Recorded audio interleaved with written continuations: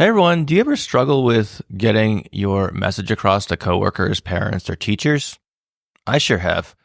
Well, welcome to session 286 of the Behavioral Observations podcast. And when it comes down to implementing behavioral interventions of any kind, the consequences of not being understood can be quite high for the learners in our care. Think about it for a minute. If someone doesn't implement a behavior plan correctly, people can quite literally get hurt. If someone doesn't implement learning programs correctly, individuals will fail to acquire critical skills that otherwise would allow them more independence and freedom later on. At the same time, just telling staff what we want them to do is not very effective. We all know that. Lord knows I've tried. And that's why I've invited Dr. Paulie Gavoni and Anika Costa to join me again on this podcast. In this episode, we discuss motivational interviewing in pretty great detail. Motivational interviewing, or MI, involves facilitating conversations with stakeholders in such a way that they are more likely to overcome resistance or barriers to implementing what you'd like them to do. That's the extreme short version of what it is. So, of course, we're going to delve into this in lots more detail. And motivational interviewing, if you're a longtime listener to the show, it should be a familiar term to you. A few years ago, I hosted Dr. Callie Plattner in session 236 to talk about this topic in depth, and I very much recommend going back to check that one out. Going back further in the catalog, very long-time listeners might recall my conversation with my good friend from graduate school, Dr. Jim Murphy. Again, that's back in session 158, and we discussed the application of motivational interviewing strategies to help individuals with substance use disorders. He does some fascinating work, and that one is also worth checking out if you've missed that. But back to this episode, we discuss motivational interviewing in the context of school consultation. Now, if you don't work in schools, don't worry. You'll still get a lot out of this episode. And here's a fun example of how this might play out. As you might know, the three of us have been working on a new educational platform called the Behavioral Toolbox, which you can find more about at the, uniquely named thebehavioraltoolbox.com. And we just published our third course on the website called Motivational Interviewing, Getting Educator Buy-In. Anyway, this course recently went on sale, and I learned that one of our first customers for the course is someone who's not in schools. Instead, they're a professional dog trainer.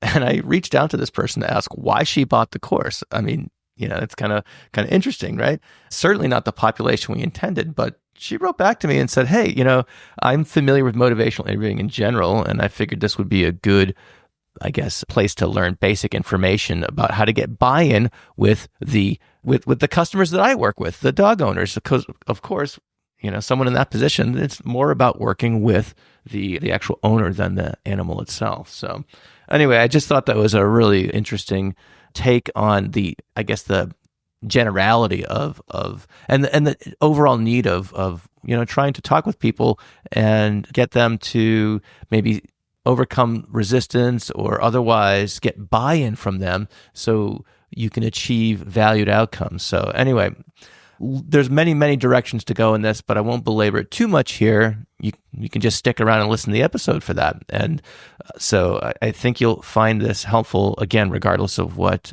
aspect of behavior analysis you practice.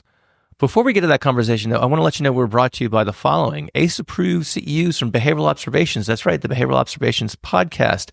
So if you want to get CEUs while you're on the go, on your commute, washing dishes, walking the dog, going to the gym, whatever else, go to behavioralobservations.com/get CEUs and learn from some of your favorite podcast guests.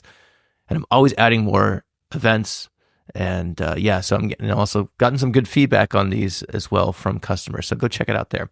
Of course, the aforementioned thebehavioraltoolbox.com, we not only have the motivational interviewing course out, we have the When Not to FBA course, which I think if you work in schools is, really, really important. And our original course, our OG, is Ready, Set, Consult, which is something that I think just about anyone can benefit from, regardless of what setting you work in. So check it out there at thebehavioraltoolbox.com. We're also brought to you by the Verbal Behavior Conference. So whether you attend in person in Austin, Texas, or online via Behavior Live, you're going to love this year's Verbal Behavior Conference lineup. So go to the show notes for this episode for details on that event there. Two other things I'd like to let you know. One is detailed show notes are always available at behavioralobservations.com. But if you go to the website and sign up for the very non-spammy email list, you can get the show notes delivered right to your email inbox. And last but not least, if you're tired of hearing me talk by now and you just want to get right to the conversation and you don't want the commercial interruptions, go to patreon.com/behavioral observations and sign up to support the podcast through a Patreon membership subscription. And in doing so, you get early access to these podcasts. As a matter of fact, this one has been out for a couple of days for Patreon subscribers, and it's just the conversation itself. There's no preamble by me. There's no commercials. There's not even the theme music. You just get the conversation itself. You get it before everyone else, and you help keep the lights on over here at Behavioral Observations. So go to patreon.com/behavioral observations to learn more. All right, that's it for opening remarks. And again, I really hope you enjoyed this really fun episode with my two very good friends and colleagues, Dr. Paulie Gavoni and Anika Costa.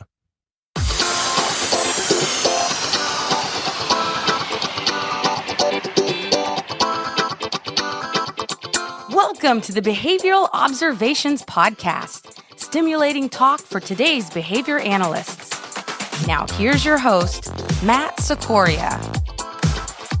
Anika Costa and Dr. Paulie Gavoni, welcome to the Behavioral Observations Podcast. I feel like I talk to you guys all the time because we talk all the time, but this is an actual podcast. So we just have to be mindful of things like language choices and maybe topics, etc. But all kidding aside, it's great to have you guys back on the podcast. How are you guys doing today?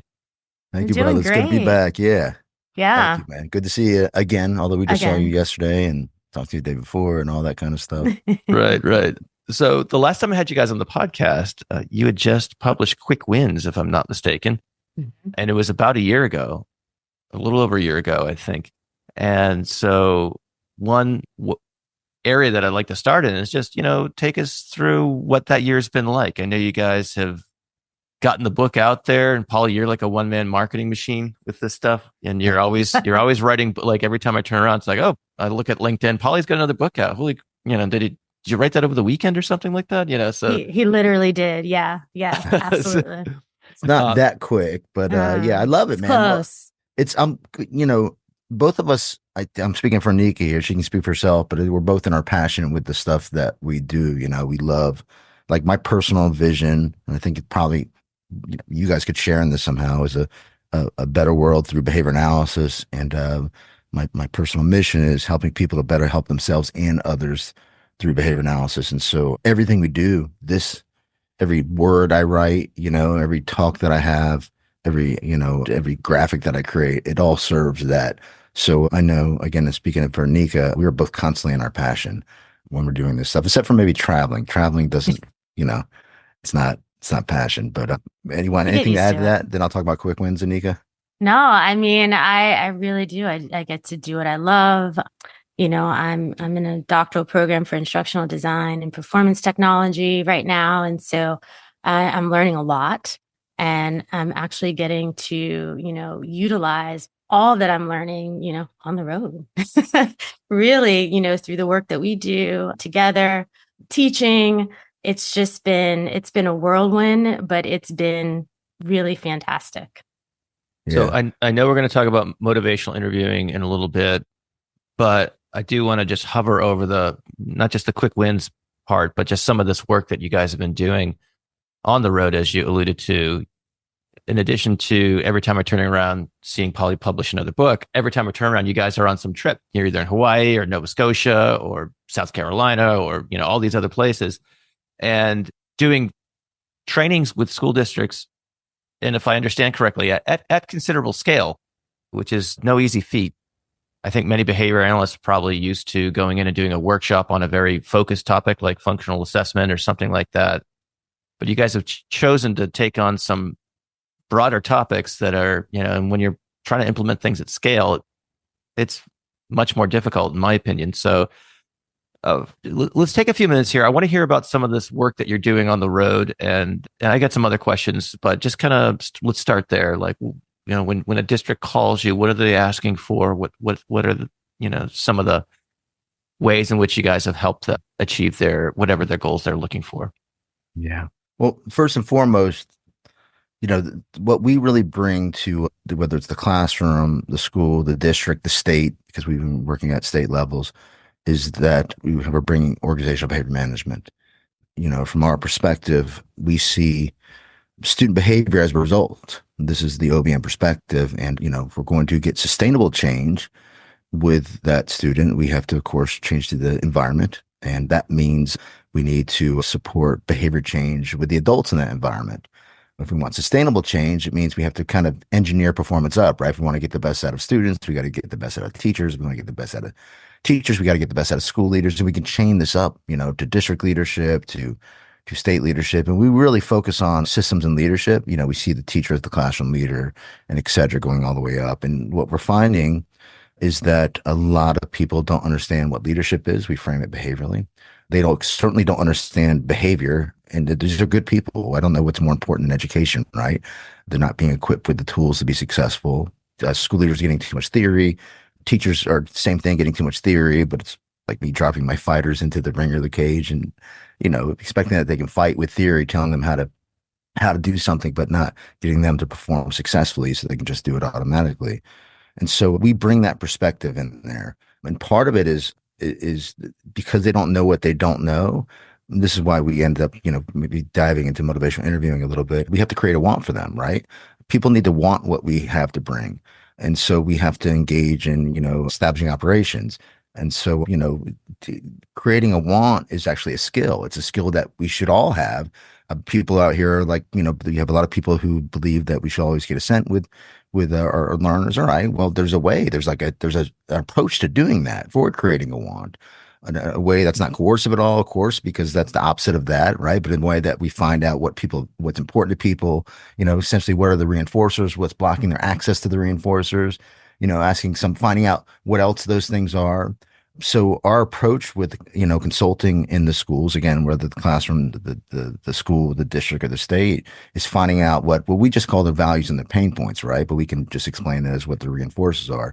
We got to start there. And again, we do it through some good talks and getting people, because we're not, when we go out and do presentations, we do keynotes and presentations, we get people to reflect on their own behavior, right? We get them to turn and talk with each other a little bit and start to think about, I understand that I really got to reflect on my own behavior and the impact I'm having. And so that opens the door for some of our other approaches that we come in, like some, practical behavior systems analysis, like performance engineering and engaging, because we always believe we need to engage the stakeholders. You never go in and just, tell them here's how things need to do. And before you even do that, you need to assess.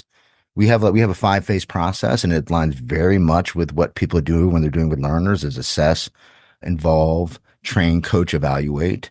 And it's very similar to what you would do when you're going and do an FBA and a BIP, right? You need to assess, you need to involve your stakeholders in developing the plan. They should be trained in the plan. And one of the pieces where people drop the ball is they're not coached in it, because coaching is about supporting the generalization of learned skills in a natural environment. Then you got to evaluate, is this working? Because there's going to be iterations of it. You're not going to come out with a perfect plan. What are you going to do differently? So that's what we do when we go into these schools and districts and at state level too.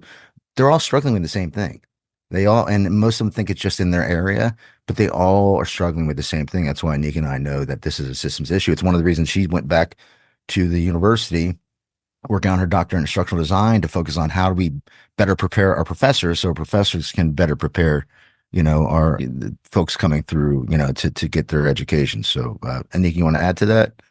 Yeah, I think it's important what you said about, the principles are the same or the same or the same. I think I've said that on this podcast before, but really it's a mind shift. It's perspective taking when we go in and helping, like Paulie said, when people reflect on their own behavior.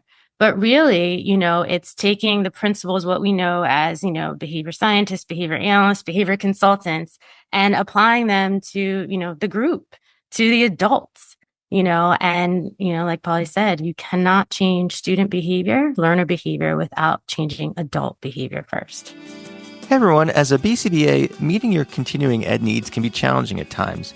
That's why I have made selected episodes of the Behavioral Observations podcast available for Type 2 continuing education credits. That's right. You can meet a portion of your professional development requirements on the go. Currently, we have CEs for topics including functional assessment, ethics, and supervision. Come learn from podcast favorites such as Greg Hanley, Pat Fryman, Mark Dixon, as well as many other amazing guests. For more information, head on over to behavioralobservations.com/get-CEs. So when you guys are called out to a state, and I'll use the word state just kind of generically because I don't want you to give away, specific things that you're doing to help your various clients just to maintain some confidentiality and things like that. But at that very high level, at the state level, what sort of challenges specifically are they looking for you guys to address or solve? Because I think a lot of us in behavior analysis, that is part of the dissemination dream, right? To get at things at a wider scale. Sure. And so I'm just curious what sorts of outcomes that they're looking for when they call on you to come in and, do some training or coaching or what have you. Yeah, it's really, it's that assessment phase is really, really important. It's critical, in fact. And part of that, what we do is, we usually get called in because the school, the district is potentially under some kind of state review. So we're called in to help with, training, classroom management training. But what we really dig into is we try and understand, what their pain points are. Like, what are their true pain points? Because they might think that they, need this. They need, more bodies. They need, more training. And sometimes those things are true. But really, it's getting to the root cause of what the issue is.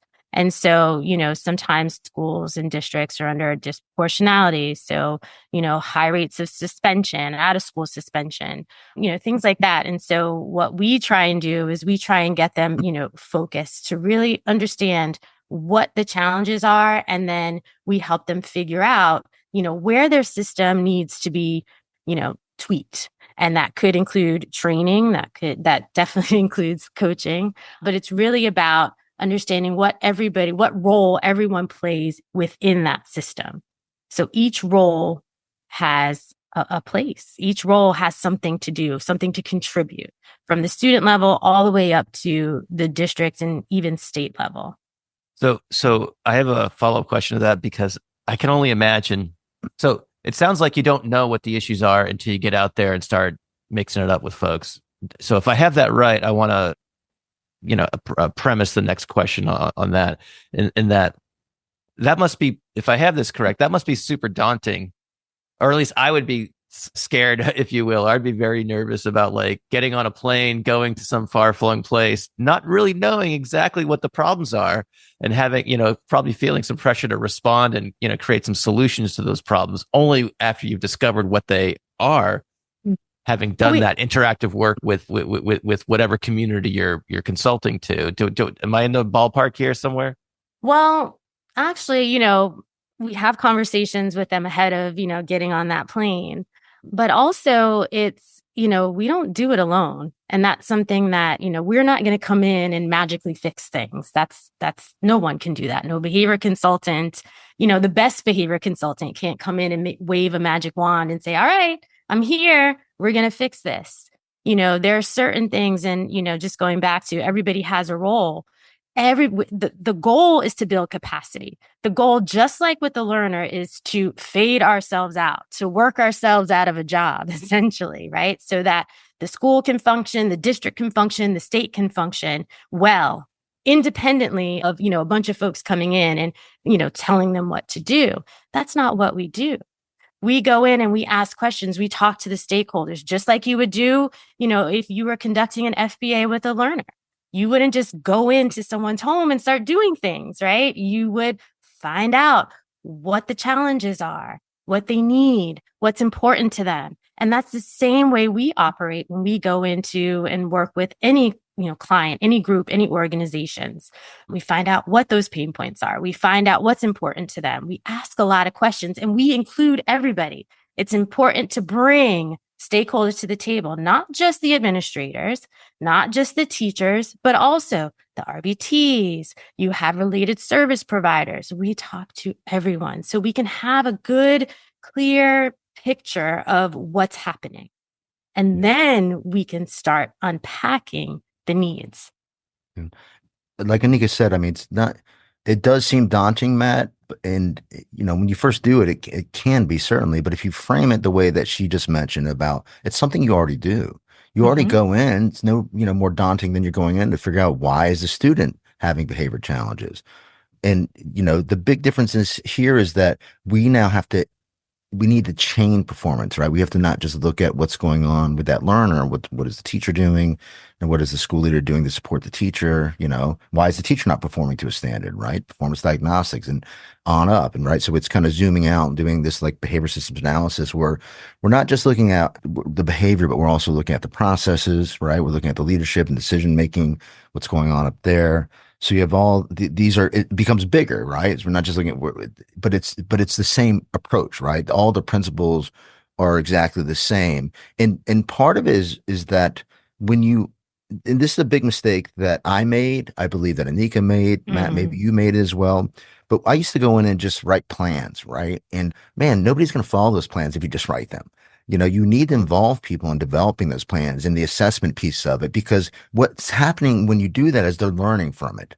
When you're asking these questions, you're getting them to reflect, they're starting to put the piece of the puzzle together. It's kind of like in schools, we want teachers to design their lessons, right? Be involved in designing lessons, because when you design it, it's like you're getting up to the hood and you're really looking at what's at the root of this stuff, right? So you're designing it to have rigor and you can teach to the core of the standard that's being taught. It's the same thing when you are doing this assessment, because it's more than just assessing. Again, the questions themselves are getting people to reflect on what's going on. So they start to like understand where the big, components are missing. Because once we start doing that, then we talk about, all right, tell us what it actually looks like as we're doing this, right? What does your system look like? And then we design what would the ideal system look like, right? What is the standard, right? Just like, again, teaching, you have a standard that you teach you. What would it look like in the perfect world? Because once you have the ideal and the current, now you can assess for the why, right? Why do we have these performance deficits? And that's what guides your intervention with doing that. And, in terms of it being daunting, a lot of times because it's so common, we know what the challenges are, right? Okay. We know what the challenges are a lot. Just like you're going in there and like probably the kid's trying to escape some work, right? Probably they're getting attention from somewhere else when they're escaping because they're not, they're not, going into a deep hole. But a lot of times these places are systems bare. They don't have effective systems in place, and systems are built on behavior, and they don't have, again, I can unpack leadership. Well, I did that in another podcast with you, but they don't have good leadership in place. They have good people that have strong values, but for example, the system hasn't been built on values. There's no, they haven't been unpacked into behaviors. There's no measurement or feedback loops. Like, man, stuff like as simple as, they have meetings at the school level, right? At the district level with school leaders, but they're not even required to look at behavioral metrics, right? That's a contingency there, right? So there's no feedback loop. You report out what you're doing, what you plan to do. There's no goal setting there. And that's such a simple thing. But this is like we have pivotal behaviors. That's a pivotal process. Looking at the data and then acting on the data, and of course, using the data to positively reinforce. So we really, it's kind of like chaining that up, right? This is what we call in performance engineering. Regardless of your title, if you are a behavior consultant who is working in or with schools and you are struggling and wondering why your interventions are not producing the desired results, you are not alone. Unfortunately, those tasked with improving behavior in schools are too often left to carry the burden by themselves. You are the behavior person, so you take care of it, is the unsaid mantra. But you can't improve behavior and the associated outcomes by yourself. In fact, creating sustainable improvement in student behavior almost always requires changes in the performance of the educators. I'm Dr. Paulie, and along with my colleagues Anika Costa and Matt Sikoria, we are designing coursework called the Behavioral Toolbox. In it, you will be taught strategies grounded in organizational behavior management for consulting in schools in a way that brings out the best in educators so they can bring out the best in the students they serve. If this sounds exciting, be sure to click on the link in the description to sign up for more information. It reminds me, my local high school here in New Hampshire, they are rolling out this new grading initiative, and these new grading practices. And my feelings on that would take up like 800 podcasts. So I'm not going to get into that. But let's just say the rollout of said grading system has been, relatively poor. We actually met with the assistant principal who's kind of like in charge of this. And we were meeting over issues related to our, the last two kids we have in the school system and how this grading system might affect them. Deleteriously so, I might add. But anyways, and we're like looking over the grade books of some of their teachers, and they haven't like put grades in the book in a while and things like that. And I want to like turn on the consultant role or the, here and say, look, just because you tell them to keep their grade books updated doesn't mean that they keep their grade books updated. Like, do you have like a review cycle? Do you have, yeah. And what do you, to your point, Paulie, about, for the people who do keep up their grade books, I know as a fact, there's nothing coming their way in terms of attaboys or, keep up the good work or anything like that for those who actually, put plenty of, do a lot of evaluation and give kids lots and lots of feedback so they can do better on subsequent assignments and things like that. So, yeah, so that's an issue that might be, pretty universal. Yeah. I'm glad you, re-mentioned that, having some sort of, positive reinforcement for the performance there. Everybody thinks about what do we do for the students, but we have to plan for that delivery for the adults. And this goes out to, we want the adults to be engaged in what's going on, right? They need to understand what's in it for them. We need to know what their values and pain points are, which are what the reinforcers. They need to understand the why behind things. And this is, part of the reason why people need to understand motivational interviewing. They don't see what's in it for them. Well, then you're probably using coercion to get them to do things, right?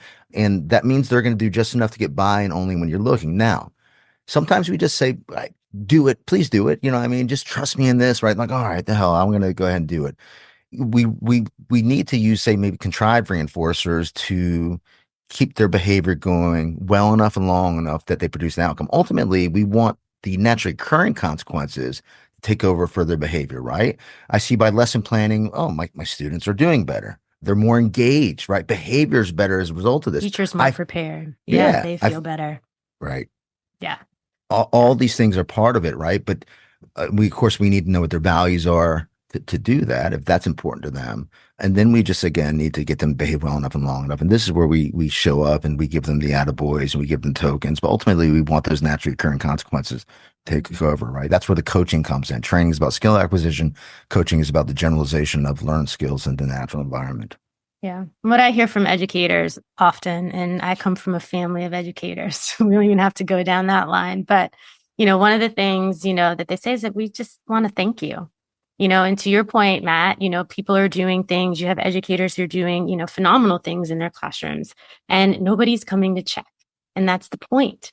That's where the coaching comes in. And we're not talking about, coming in and doing these lengthy observations. It's coming in and checking to see, like, here's the focus for the week. Here's what we want to see when we go out into the classrooms, administrators are saying, and they go out and they check to see. So if, the grade book and upkeep of the grade book was the thing that they were focused on, they need to go out and make some rounds and check to see that we're doing and positively reinforce the people who are doing it, those teachers who are doing it. And the ones who aren't, it's just an opportunity to pre-correct or correct and say, hey, I know, we've got, all, 20 of you who are doing this right now, who are keeping up here. We saw some great things. I know when we come back out and check, at the end of the week, we're going to have, everybody, on board, or everybody with their grade book, up to date. And that's correction, right? Yeah. But it's just it's just setting the expectation and then going out and acting on that. All right, folks, we're going to take another quick break here and talk about the 2025 Verbal Behavior Conference. You've heard me talk about this conference for the last few years, and I've had the opportunity to attend it. And it's a conference like no other. You get to go really, really deep on some fundamental conceptual issues in behavior analysis. And it's done in a way that's accessible, though. So if that sounds, kind of daunting or what have you, it's really not. It's a lot of fun. And even the neat thing about the conference is that you have these fantastic speakers, and it's a 2-day event. They give a talk on the first day and then they follow up on the second day. So it's not, sometimes you go to a conference, you see a really interesting talk and it's like, gosh, I would love to learn more about that. Well, this is a conference where you get to do just that. And if you actually go, it's available virtually on Behavior Live. But if you go to Austin and hang out with us, not only do you get a chance to see these 2 talks, but the really special thing about this conference is just how accessible these speakers are to attendees. Everyone is just kind of hanging around between events, getting coffee, getting lunch. You have lunch right in the right in the conference area. There's always people, talking to the presenters between sessions and things like that. And they make themselves very, very accessible. It is a truly special event. So what are the details? Well, it's going down on March 27th and 28th. Again, in Austin, Texas, and through the magic of Behavior Live. There's a pre-conference workshop with Dr. Barbara Esch on March 26th as well. The speakers are Dr. Pat McGreevy, Tiffany Kodak, Judah Axe, who you heard from a few sessions ago, Dr. April Kaisermore Hunter, the aforementioned Dr. Barbara Esch, and Dr. Kyle Miguel as well. And, yours truly, I get to host the panel discussion at the end of the first day, which is always lots of fun. And so if you want to learn more, just go to the show notes for this episode or go to behaviorlive.com/VBC to learn more. So whether you attend virtually or you're hanging out with us in Austin, I hope to see you there. And please, please, please check it out. All right, let's get back to the rest of this conversation with Paulie and Anika. I have a thought related to that too. And I promise folks, we're going to get to motivational interviewing here real quick, but This is what always happens when we meet. We talk about 100 different things before we get down to business. But so you get a little window into our how we operate, our Monday morning meetings. But one thing that came to mind as you were talking there, Anika, is that in terms of giving feedback, and this is something that I find, and those educators who are keeping up their grade books, or they're implementing something else that's a strategic objective, relative to what the school is trying to accomplish. When I've seen this a bunch of times, both, hearing stories from my friends and acquaintances who are teachers, and just seeing it also as a consultant as well. When there's essentially negative group feedback, so there's like an email that goes out to the faculty that says, we need to, again, I'm just, basically, using the grade book upkeep, and you're just going to continue to beat that horse as an example here for a moment. But, we need to keep up with our grade book. We've noticed that some of you aren't, updating your grade book on a, whatever the interval that they've, agreed to, or whatever that is, on a weekly basis or what have you. And, and so that feedback goes out to the entire faculty. And then again, those people who are doing the right thing and whatnot, they're like, what the hell? I've been doing this right. Why are you giving this to me? Why don't you go talk to the people who aren't doing it? Instead of giving this like blanket email and then saying, oh, we've given feedback to the faculty, and oh boy, I just don't understand why they're not, changing their behavior. So again, I'm sorry. Is that that's not that is a rant disguised in the form of a question? I don't really think there's a question in there, but anyway. No, but I mean, seriously though, but wouldn't it feel much better, setting the expectation, telling people what you'd like them to do or what you need them to do, giving them a little bit of the why they need to do it ahead of time, so that you're not put in the position of giving that corrective feedback, right? And, because feedback can be positive. And so if you set the expectation ahead of time, here's what we need you to do, and here's why. And here's when we're going to come and check. So by the end of the week, we're going to make our rounds and we're going to see, what's going on. And we know that everybody's going to have their grade book up to date. We'll see you out there, right? So it doesn't feel much better than, sending that, kind of, coercive, kind of like, gotcha email. Like that doesn't feel good. Yeah, expectations. It unnecessarily upsets and demotivates the people who are doing the things, who are pulling the cart instead of are in the cart, if you will. So anyway, all right, and I think that kind of ties in. That's probably a good enough segue, if you will, as we're going to get into motivational interviewing here, because we, at the end of the day, when we have these interactions with folks whose performance we want to help either improve or change or whatever, again, we can tell people till they're blue in the face, but, creating that want, Paulie, that you like to, that phrase that you use so often is really important. So what, I guess my first question in this general realm of motivational interviewing is that I'm just curious, when did you come across this body of work? Because this is a huge body of work in other areas of medicine, clinical psychology, et cetera. And we're slowly kind of coming around to learning about that here in behavior analysis. I did a show, several months ago with Dr. Callie Plattner on MI. I know she's done a lot of trainings in that. I think she's one of the people who are out there like you guys talking a lot about this. And I've got friends who do work in substance use disorders, and I know MI is very big in that literature as well. How did you guys discover it, and what's been your experience in terms of starting to learn some of the basic concepts of it? Yeah. So I have to go back a little bit. First of all, I came out of the mental health field, right? Social work. So I researched it somewhat back then because, of course, it was used in addiction and also criminal justice. And, the success is pretty cool. Just the term, I got motivation interviewing. This sounds pretty cool, man. But then it just went away, right? I didn't apply it. It wasn't part of my practice back then. Now, let's just kind of fast forward into going into the consulting world. And I can remember very vividly because Anika was on one of these trips with me when we went into a school. At the district level, we were very excited to meet with the superintendent and their cabinet.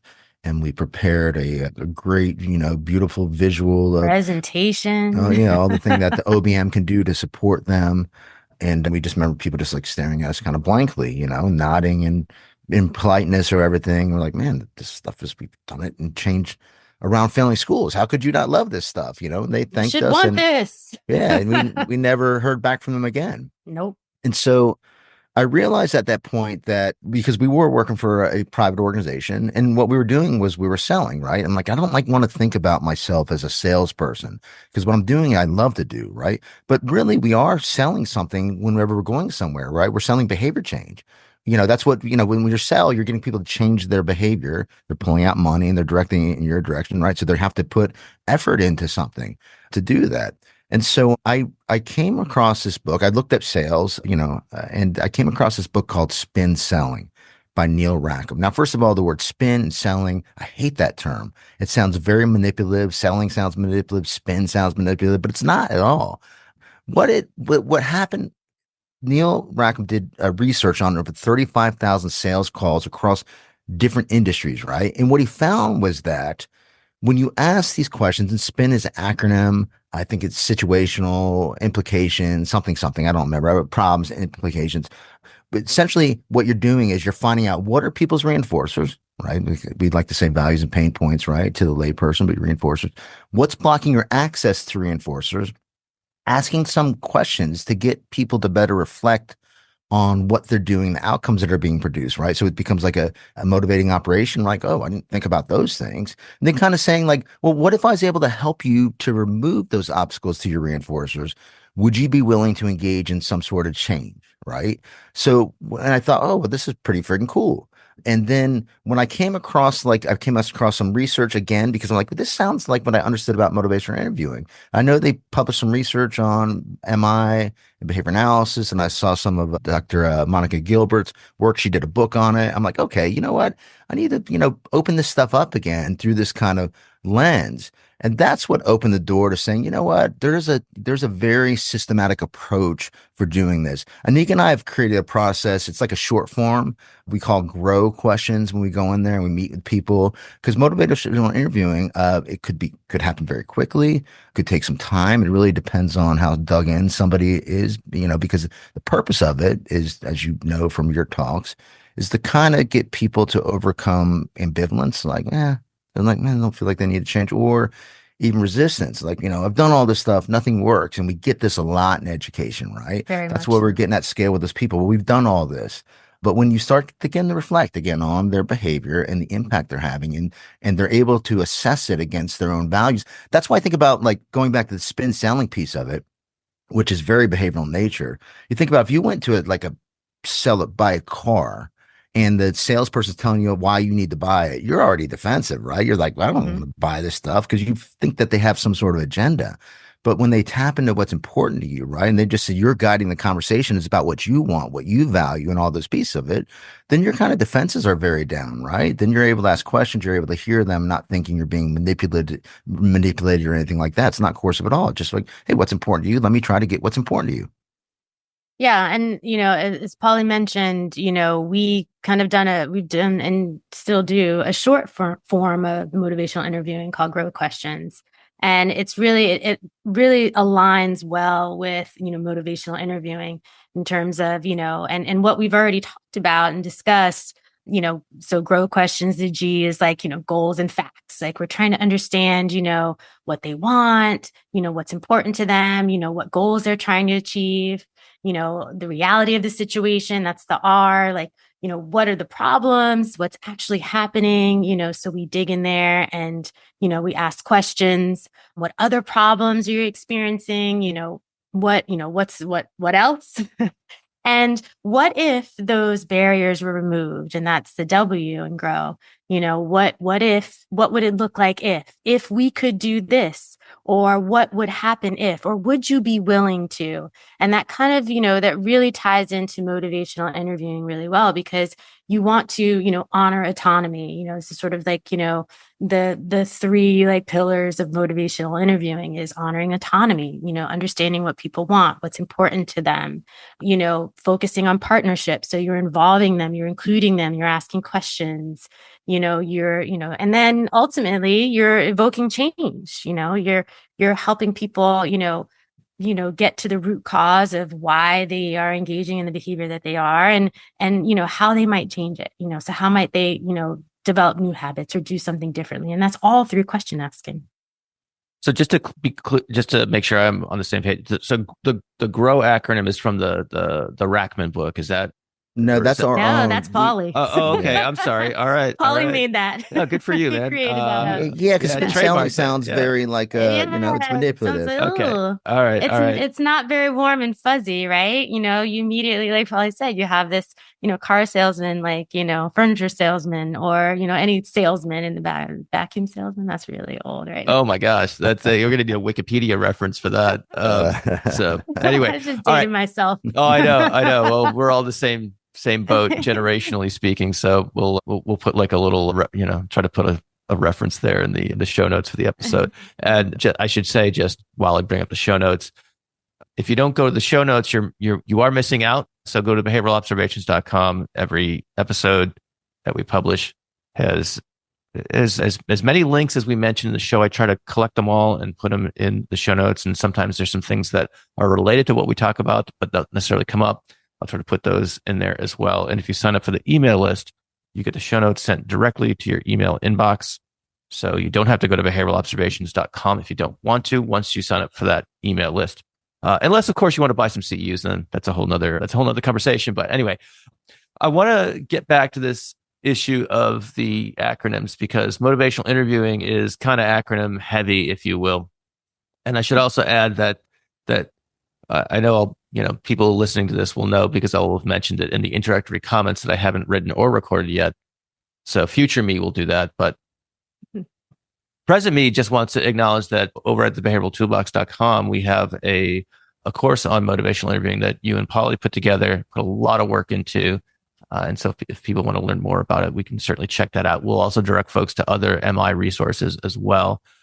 But when I was, reviewing that information and, working with you guys to put this, put this course together, I was like, wow, there's a lot of acronyms in here, like ORS and darn cat and all these sorts of things. And I don't want to call it like daunting. I know we've already, beaten that word to death in this conversation, but, they just it struck me as a little bit acronym heavy and a lot of like kind of moving pieces, or, a lot of concepts and things like that. What is the simplest way to kind of cut through that and talk about MI in a way that is more easily understood, I suppose? Well, you're right. I mean, first of all, there is it's like anything, you got to become fluent in it, right? And we have a tendency to want to go in and fix people's problems. But we want to, as behavior analysts, right? We want to be able to fade, and we want to tap into what's important to people. And we want the naturally occurring consequences to take over. And we want them to have, like, self-discovery, I mean, like, what am I doing and what's the impact of it? Right. And so part of this is, again, moving them from, like, I don't really care to change to, well, I want to change because it's going to get me in touch with some things that are important to me. And so it really occurs through these, like, four, like, larger processes, what they call, the four process. Literally, it's about engaging stakeholders, right? That's about building relationship. Like, it's like, hey, you got to establish yourself as a reinforcer, right? If you don't do that, then people aren't going to want you around. Then it starts to narrow it in. The next process is focusing. Is about, okay, well, what is the problem, right? What do you want to change?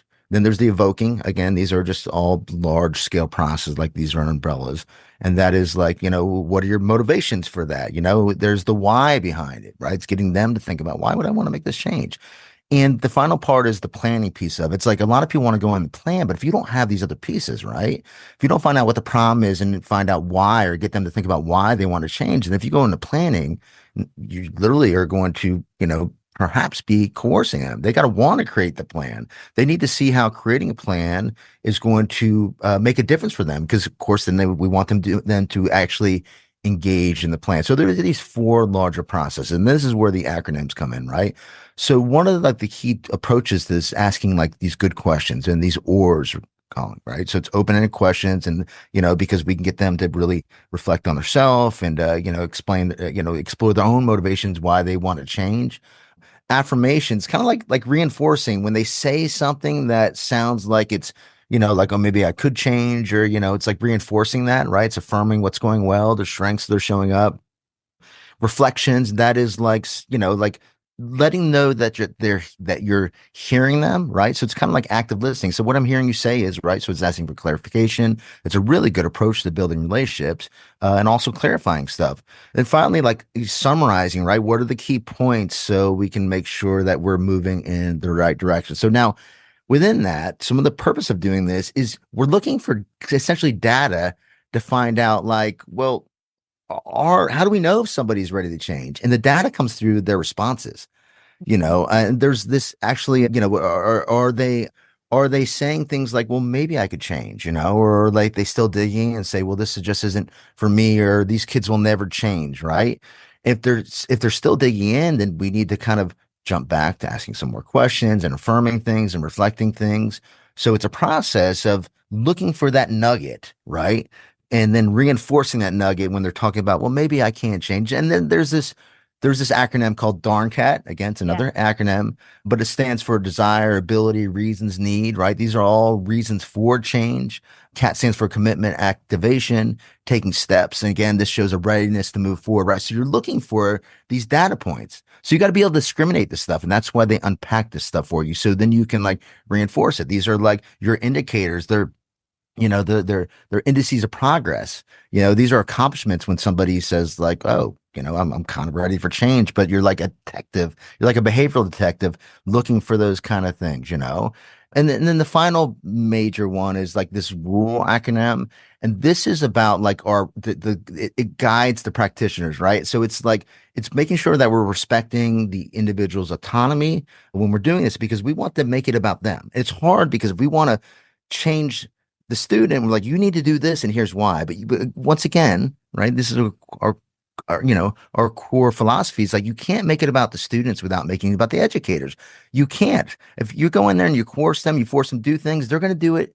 And when you leave, they're going to go back. So it's not going to help the kids. And this isn't aligned with our own ethics and the principles of behavior analysis, right? We need to use the same science with them. We'd want to do this with the learner. We'd want to do this with all of these folks, because from our perspective, they're almost all learners, right? Because they don't get behavioral principles. Yep. So the RULE acronym is, the first R stands for resisting the writing reflex, right? That's resisting the reflex to want to make shit better for them, right? To say, like, here's what you need to do and here's why. But it's hard for Nick and I to do this. When we go out there and ask all these questions, we know the solution. Yes. But through the questions, we guide them. Yeah. The U stands for understanding their motivation. Like, why should they want to change, right? Because we want to tap into this, right? These are the values and their pain points for doing this. The L stands for listening with empathy. When you listen with empathy, people can see if you're authentic or not, right? If you don't listen with empathy, if you don't feel what the person's going through, like if the teacher's stressed and you're like, well, I just want to help the kid. Well, you need to understand like this teacher is stressed. Yeah. And they need to understand by engaging in this change how it's going to reduce their stress. And oh, by the way, the student's also going to get their needs met, which is wonderful. And of course, we're always trying to empower the client. What's that mean? We want to equip them with the knowledge and skills to be successful. So when we walk away, they feel confident that they're able to do this. So the whole process is built to do those things. Mm-hmm. And thinking through, the rule. And again, I'll just, make a little sidebar here. In our course, we have lots of downloadables, lots of visual supports, lots of aids to help you kind of, sort through and get to understand these different acronyms. So that's all in the course for you. But, the rule, that resist, understand, listen, and empower, that's really, it's a way to build rapport. I think often too, we go in as behavior consultants and, we're so focused on that student behavior and that student, we're not building those relationships with the teacher. And that's the person that you need to get on board. And then we wonder why, like, oh, we don't have buy-in, this teacher's not doing, I've asked her to do, I've given her this, I've done it myself, y'all. And, really thinking through this and working through this as you are, meeting with the teacher is a way to build that rapport, asking those questions. You're getting to know them. You understand what their day looks like, how this student or student's behavior is, impacting, their teaching, and possibly other students in the class. So really it's a way to establish and build rapport. You went through some of the attributes of the course quite humbly, and I'll just return to that briefly just to mention that, yeah, there's an extensive set of guided notes and all sorts of supplementary materials. You guys have structured role plays to follow and all sorts of other great stuff. And I will also throw a shout out to our friends at ABA Technology. Yes. And the course is filmed in a professional studio. It's came out really, really nicely. We've gotten a lot of good feedback from our beta testers as well. So, shout out to David Roth and Stephanie Walden, man. They're loving the course. So that was exciting to get. Yeah, some amazing feedback, and I get to flex my instructional design chops, y'all. Yeah, there we go. That was fun for me. There we go. And in designing, the content and graphic design stuff. Yeah, it's all fun. But yeah, it was fun to make, and also the role plays are a lot of fun. People, have gotten a kick out of those. Indeed, it's me and Paulie.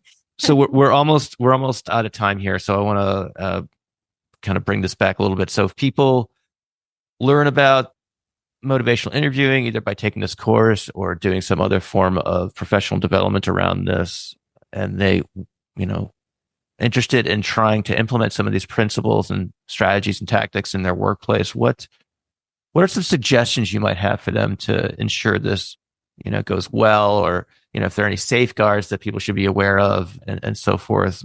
What general advice might you have for someone who is dipping their toe into this water and they want to maximize their chances of success? Yeah. Well, first and foremost, their behavior, are on the same principles as anybody's behavior.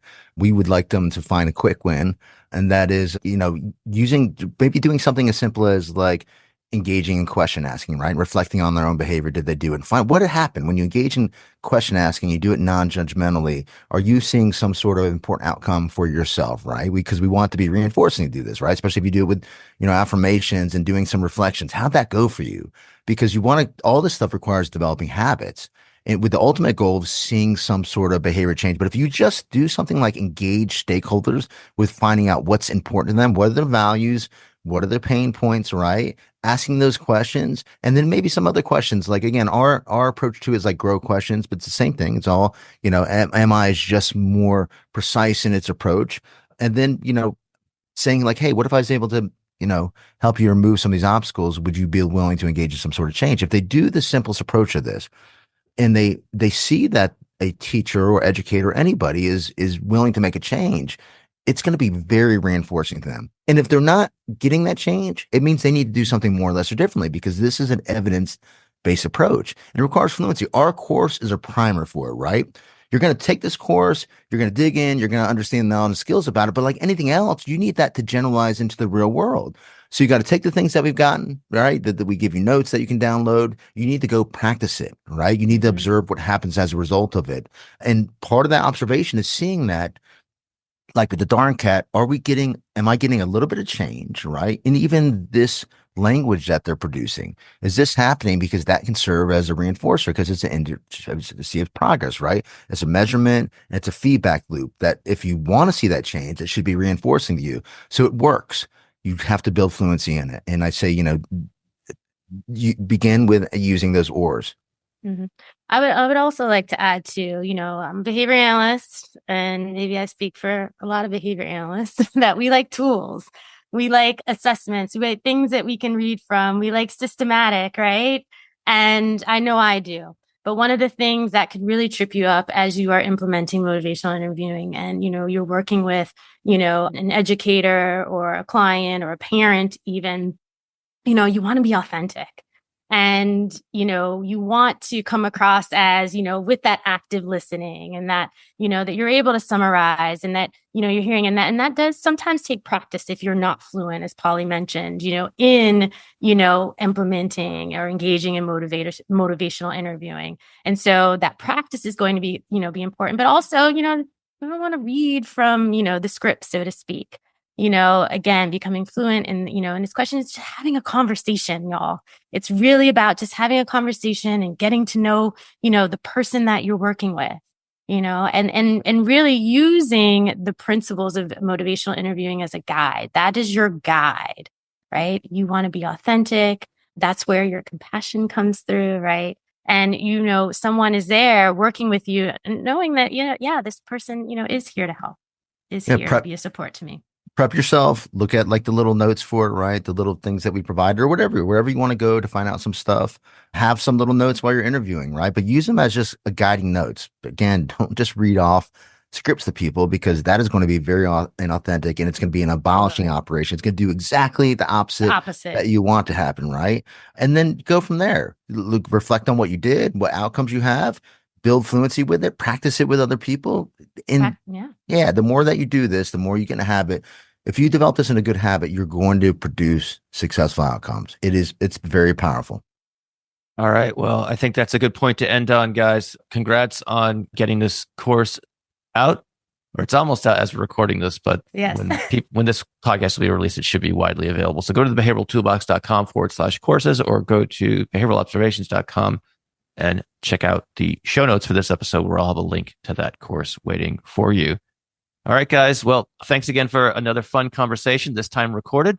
And I guess I'll just see you next Monday. So talk to you later. Thanks, brother. Bye, Matt.